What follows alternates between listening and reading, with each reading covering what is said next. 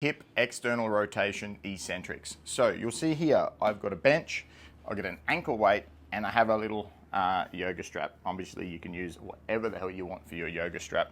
So all we're gonna do is gonna lay sideways. I'll just show you what we're doing here. Lay on your bench, lay sideways.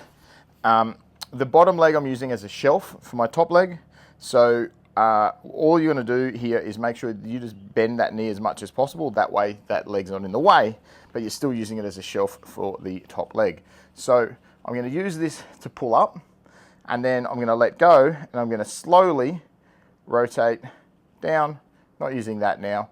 I want this eccentric to take approximately 6 to 8 seconds.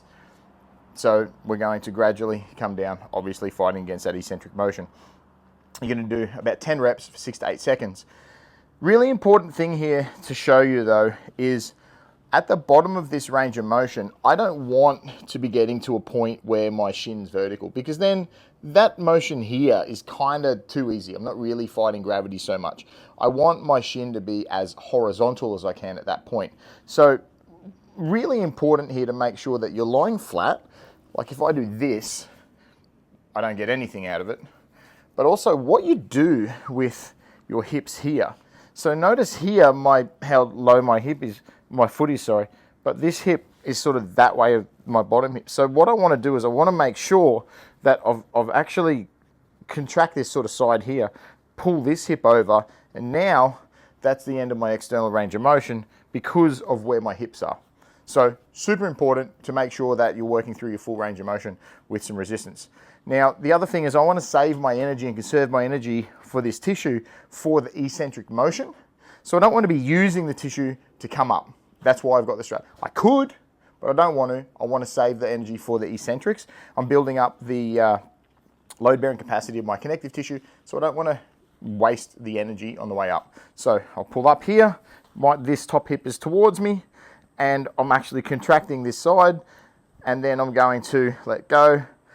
2, 3, 4, 6, 7, 8, nice and slow. As soon as I get to the bottom, pull up. I mean, you are going to have to use some tissue here to help, but that's going to help there. And nice and slow. 6 to 8, even 10 seconds is fine. Well, make sure that as you come down here, that hip doesn't go, so keep this contracted the whole time.